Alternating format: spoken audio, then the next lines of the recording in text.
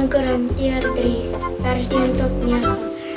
Ag Ruben, dit is vir oupa so lekker dat jy by my kom kuier. Okay. Jy wou vir oupa iets gevra het hierso van. Wat wou jy vir my gevra het? Ek lees dat die mense melkkos eet. Jy's reg, né? Hy sê hulle die mense eet net melkkos. Is mos gewoonlik net babas wat net melk drink, né? Ja, Nou jy wil nou weet hoekom sê Paulus dit vir hulle, né? ja. Nou oupa, ek begin gou hier lees in my ver terugkyker. Ek kom net gou hier vat. Skrik oupa vir jou. Ek vergeet ek moet hier lees. Net sien.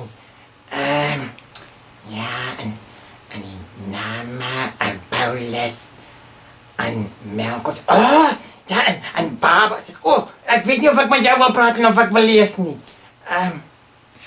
Ja, Ruben, dit is baie oulik. Weet jy, né? Ja? Paulus sê die mense wou vreeslik graag sê wie is vir hulle die belangrikste. Oupa wil gou vir jou vra, jy hou mos baie van brood, né? Ja. En hou jy van verjaarsdagkoek? Ja. Wanneer laas het jy lekker verjaarsdagkoek geëet? Vandag.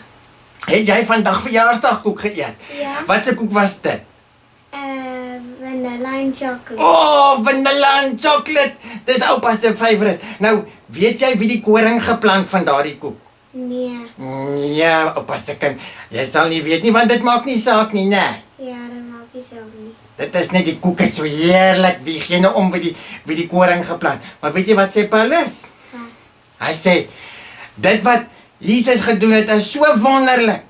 Dit maak nie saak wie dit vir jou vertel nie. Die belangrikste is hierdie goeie nuus. Weet jy hoekom eet babas nie chips en steak en pizza en al daai goed nie? Want hulle het nog nie tande nie.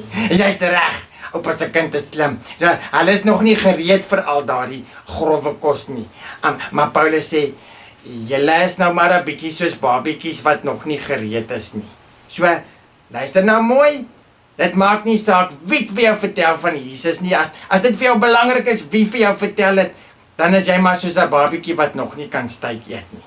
Jep. Ja. Dankie op IP, ek verstaan nou baie beter.